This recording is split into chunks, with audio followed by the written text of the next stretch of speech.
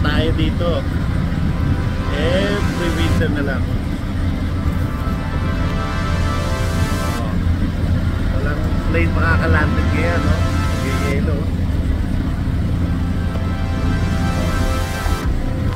Ayan, Chicago O'Hare Airport. Ayan.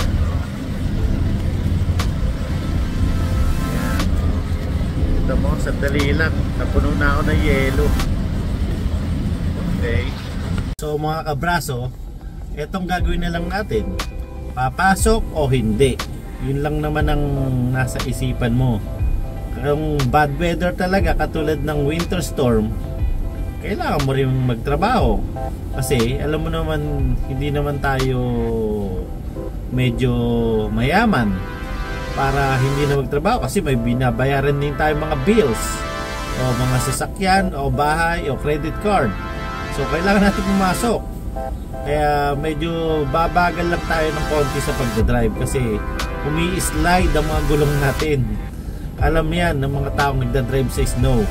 Kaya nangyari na sa akin yun. Kasi minsan ang 45 miles per hour ay mabilis na yon. Pag nag-brake ka, talagang i-slide siya ng masyadong mabilis. Kaya bubonggo tayo sa harap. Kaya lesson learned, nasa 20 o 25 miles per hour lang takbo ko. Alalay lang ako, tsaka malayo ako sa unahan ko ng sasakyan. Alam niyo naman, napakadelikado pag umislide.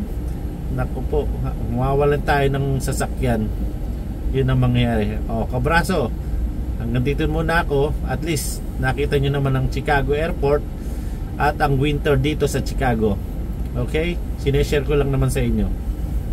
Bye bye. Hanggang dito na lang.